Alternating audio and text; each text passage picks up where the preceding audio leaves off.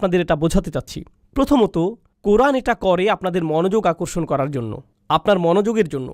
আর এই মনোযোগটা আকর্ষণ করে অসাধারণ কোনো কিছুর ব্যবহারের মাধ্যমে, যেটা নিয়ে আপনি ভাবতে পারেন। আরও আছে, কোরআন যখন কিছু নিয়ে আপনার মনোযোগ আকর্ষণ করে তখন সেটাই পরে যা বলা হবে সেটার পক্ষে প্রমাণ হয়ে দাঁড়ায়। এখন এটা শুনতে কঠিন মনে হচ্ছে, তবে সহজ করে বুঝিয়ে দিচ্ছি। আল্লাহ বলছেন, আমি সময়ের শপথ করছি, ওয়াল আসর, আমি সময়ের কসম করছি। আপনারা বলতে পারেন সমস্যা নেই, হালাল, এটা খুতবা নয় যে পুণ্য কাটা যাচ্ছে। ওকে, তো তিনি শপথ করছেন কিসের? সময়ের। এর মানে হলো সময়ের শপথ করে যেন তিনি বলছেন, আমি স্বয়ং সময়কে প্রমাণ হিসাবে উত্থাপন করছি, আমি সময়কে প্রমাণ বানিয়ে দিচ্ছি। কিসের প্রমাণ? ইন্নাল ইনসানা লাফি খুসর, যে নিঃসন্দেহে মানুষ ক্ষতির মধ্যে আছে। মানুষ যে ক্ষতির মধ্যে আছে তার সবচাইতে বড় প্রমাণই হলো সময়। দেখলেন? তাহলে পরবর্তী যেই বক্তব্য আসছে সেটাই শপথ হিসেবে প্রমাণ হলো। তাই যখন আল্লাহ বলেন ওয়াল কুরআনিল হাকিম, তখন কোরআনকে প্রমাণ হিসেবে আনা হচ্ছে। একে প্রমাণ হিসেবে আনা হচ্ছে। যেভাবে সময়কে প্রমাণ হিসেবে আনা হয়েছিল, তেমনি কোরআনকেও কোনো কিছুর প্রমাণ হিসেবে আনা হচ্ছে। তবে আগে কুরআনিল হাকিম নিয়ে কথা বলে নেই। আরবিতে আল হাকিম শব্দের 3টি অর্থ আছে। এর 3টি অর্থ হতে পারে।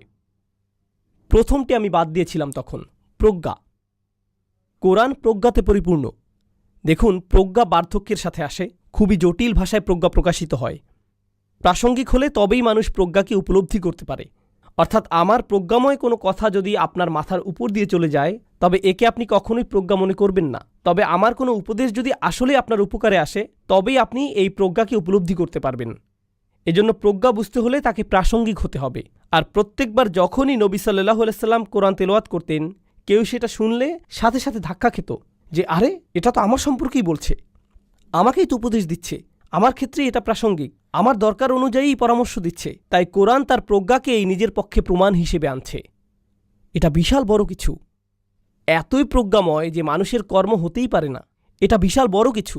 এখন দ্বিতীয় অর্থ, হাকিমের আরেকটি অর্থ হল হুকুম, অর্থাৎ যে জিনিসের রায় বা হুকুম দিবার ক্ষমতা আছে, মানে হুকুম বা হাকিম। হাকিম বলতে আরও বোঝায় শাসক বা গভর্নর। তাহলে কোরআন হলো হুকুমে পরিপূর্ণ। এখন বিষয় হলো, একজন মানুষ হিসেবে আমি বলতে পারি যে আমার ব্যক্তিগত জীবনে কোরআন অধ্যয়ন করতে গিয়ে আমার অনেক পুরনো মতামত পরিবর্তিত হয়েছে। কিছু বিষয় যা আমি অবধারিত সত্য বলে মনে করতাম, সেটা এখন আর মনে করি না। এভাবে আপনি যতই পড়াশোনা করবেন ততই শিখবেন, আপনার মতামতও সেভাবে পরিবর্তিত হবে।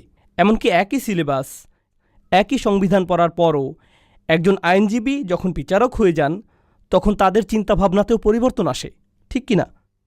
সময়ের সাথে ভিন্নভাবে চিন্তা করেন। এদিকে কোরআন হুকুম দিয়ে যাচ্ছে, আর এই 23 বছরের সময়কালে কোনো কিছু কি পরিবর্তন হয়েছে? এভাবে কি বলে যে না, আগে এভাবে বলতাম, এখন আর তা বলি না?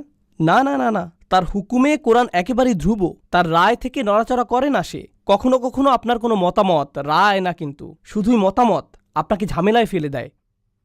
মিডিয়া যদি মসজিদে এসে আপনার ইন্টারভিউ নিতে চায়, তবে কথা বলার আগে খুব চিন্তাভাবনা করে নিতে হবে, কারণ তারা চালাকি করে আপনাদেরকে ফাঁদে ফেলতে পারে। তাই আপনাকে খুব সাবধান থাকতে হবে। কিন্তু কোরআন যখন কথা বলে, তখন কি পরিণতি নিয়ে চিন্তা করে? সম্ভবত এভাবে বলাটা ঠিক হবে না, ঝামেলায় পড়ব, এই বিষয়টা এড়িয়ে যাই, ওই প্রশ্নটা এড়িয়ে যাই। কোরআন সরাসরি বলে দেয়, স্পষ্ট রায় দিয়ে দেয়, স্পষ্ট রায় দিয়ে দেয়, যেন কর্তৃত্বের স্থান আছে তার। এখন ব্যাপার হলো, আপনাকে দুটো বিপরীত জিনিস বুঝতে হবে। নবী সাল্লাল্লাহু আলাইহি সাল্লাম তো শুধুমাত্র একজন মানুষ, খুব কম অনুসারী তখন, কোনো রাজনৈতিক অবস্থানেই নেই, কোনো সামরিক শক্তি নেই, কিছুই না। এদিকে আল্লাহ হলেন সর্বশক্তিমান, সর্বোচ্চ, তিনি গাইবে আছেন। কিন্তু যখন নবীজি কথা বলেন আলাইহিস সালাতু ওয়াস সালাম, আল্লাহর পক্ষ থেকেই বলেন, বিচারকের মতো বলেন, হুকুম দেন। কিন্তু তিনি তো এভাবে বলার মতো অবস্থানে নেই। তিনি তো কোনো গভর্নর নন, লোকদের শাসক নন, তিনি ক্ষমতার অবস্থানে নেই। কিন্তু কথা বলবার সময় এমনভাবে বলেন যেন তারই হাতেই ক্ষমতা, কারণ তিনি আল্লাহর পক্ষ হতেই বলছেন।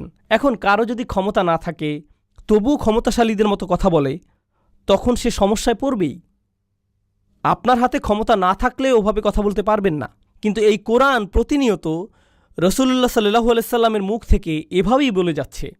কখনো কখনো কোনো ছাত্র হঠাৎ করে শিক্ষকের বিরুদ্ধে কথা বলে ফেলে, কিংবা কোনো কর্মচারী তার বসের বিরুদ্ধে আওয়াজ তুলে ফেলে, কিংবা ধরুন আদালতে বসে থাকা কোনো বাদী বিচারকের বিরুদ্ধে আওয়াজ করে বসল, বা পুলিশ অফিসার তার স্বর উঁচু করে চিফের বিরুদ্ধে কথা বলল, বা হোয়াইট হাউসের কোনো কর্মচারী প্রেসিডেন্টের বিরুদ্ধে বলে উঠল।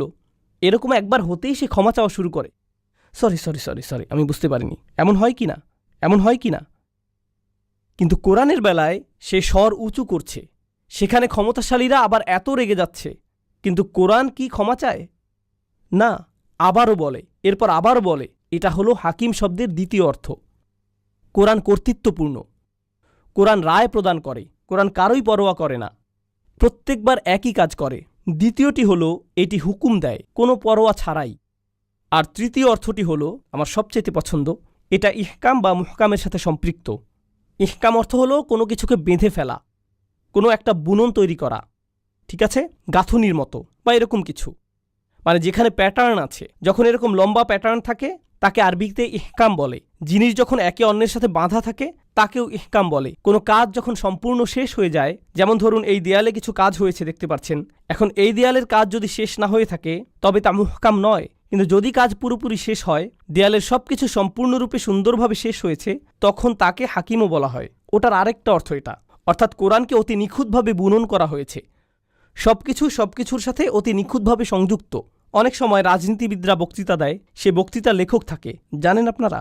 মানে যেমন প্রেসিডেন্ট নিজে নিজের বক্তৃতা লেখেন না, তার জন্য আলাদা লেখক আছে। কিন্তু তার প্রতিপক্ষ 5 বছর আগের কোনো বক্তব্য দেখিয়ে সেখান থেকে একটি অংশ নিয়ে বলতে পারে 2010 সালে আপনি এটা বলেছিলেন, কিন্তু এখন বলছেন উল্টো, যদিও তখনও আরেকজন বক্তৃতা লেখক ছিল, কিন্তু সে ভুল করে ফেলেছে। এখন প্রতিপক্ষ তার বিরুদ্ধে এটা নিচ্ছে, এমন কি হয় না? কিন্তু দেখুন কোরআনের বুনন কত শক্তিশালী ও নিখুঁত। আপনি বলতে পারবেন না যে ওখানে এটা বলছে আবার এখানে এটা বলছে। সবকিছুর নিখুঁত সংযোগ আছে। এমনকি আল্লাহ কোরআনে যা বলছেন তার সাথে নবীজির কথাও পুরোপুরি মিলে যায় সাল্লাল্লাহু আলাইহি সাল্লাম, পুরোটাই নিখুঁত বুননে আছে। তো এটা হলো তৃতীয় অর্থ। তাহলে চলুন আবারও দেখি ওয়াল কুরআনিল হাকিমের 3টি অর্থ তাহলে কি কি?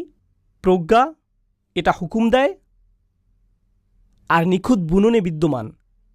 সব কিছু একে অপরের সাথে নিখুঁতভাবে সংযুক্ত, কোনো শিথিলতা নেই এখানে।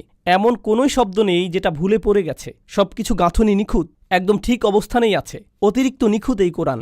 এই সব কিছুই আবার অন্য কিছুর প্রমাণ। এগুলো কিসের প্রমাণ? প্রমাণ এটাই যে কোনো সন্দেহ নেই আপনি, অর্থাৎ মুহাম্মদ সাল্লাল্লাহু আলাইহি সাল্লাম, নিঃসন্দেহে যাদের পাঠানো হয়েছে আপনি তাদের একজন। এই কোরআনই চূড়ান্ত প্রমাণ যে এটা আপনার নিজের বানানো কিছু নয়, কোনোভাবেই এটা আপনার নিজে নিজে করা সম্ভব না। এখন আমাদের বুঝতে হবে কেন এই প্রমাণ। কারণ একজন মানুষের তুলনায় কোরআনের প্রজ্ঞা অতিরিক্ত বেশি, এটা অসম্ভব। এর মধ্যে কর্তৃত্বের অবস্থান হতে হুকুম এতই বেশি যে কোনো একজন মানুষের পক্ষে তা সম্ভব নয়। বছরের পর বছর, দিনের পর দিন নিজেকে আরও বেশি বিপদে কোনো মানুষই ফেলে না। কোনো মানুষ কথা বলার কারণে ঝামেলায় পড়লে পরের দিন আরও বেশি কথা বলে নাকি কম কথা বলে, চেপে যায়, অথবা বিষয় বদলে ফেলে, কিংবা অন্য কোনো শহরে চলে যায়। অথচ তিনি একই লোকদের কাছে বারবার যাচ্ছেন, তারা আরও বেশি করে অপমান করেই যাচ্ছে। শুধু আপনি চান বলে এমন করছেন তা হতেই পারে না। আপনি একা নন, আপনাকে পুশ করা হয়েছে, আপনাকে মিশন দেয়া হয়েছে সাল্লাল্লাহু আলাইহি সাল্লাম। আর 3 নম্বরটা ছিল যে অন্য কোনো কথার মতোই নয়। ব্যাপারটা যোগাযোগ মনোবিজ্ঞানের দৃষ্টিকোণ থেকে বোঝার চেষ্টা করুন। খুবই মজার জিনিস, ঠিক আছে? এই মুহূর্তে আমি আপনাদের সাথে কথা বলছি, পড়ছি না। কিন্তু যদি কোনো তাফসিরের বই খুলি, বা ধরুন গুগল গ্লাস পরে আছি, লেখাগুলো স্ক্রল করছে চোখের সামনে, সেখান থেকে তাফসির পড়ছি, বা শেক্সপিয়ারের কিছু মুখস্থ করেছি, সেটা আপনাদের মুখস্থ বলছি, আপনারা কি বুঝবেন না যে ওটা আমার বক্তব্য নয়? কি বুঝতে পারবেন না যে ওটা আসলে আমার কথা বলছি না, বরং পড়ছি? বুঝতে পারবেন তো? কারণ আমি যেভাবে কথা বলি, যেভাবে শেক্সপিয়ার কথা বলে, বা যেভাবে সংবিধান কথা বলে, বা আমার নিজের রচনা যেভাবে বলে, সবই ভিন্ন ভিন্ন। বরং আমি যেভাবে কথা বলি সেভাবে তো লিখিও না। আমার লেখাগুলো তো আরও অনেক বেশি ফর্মাল, আর যখন কথা বলি সেটা অনেক ইনফর্মাল। নবী সাল্লাল্লাহু আলাইহি সাল্লামের কাছে কি কাগজ আছে? না। আর থাকলেও কিছু যায় আসে না, কারণ জানেন যে তিনি পড়তে পারতেন না। কিন্তু তিনি যখন কোরআন তেলাওয়াত শুরু করেন, প্রত্যেকেই বুঝতে পারে যে এর গাঁথুনি এতই শক্ত যে সেখানেই কোনো আচ্ছা, আবার রিপিট করি, এমন কিছুই নেই। মানুষের কথার তুলনায় কোরআন অতিরিক্ত নিখুঁত। তিনি বলছেন না, অন্য কেউ এটার রচয়িতা। তো এখন এই আয়াতে আরেকটা জিনিস বোঝার আছে, তা হলো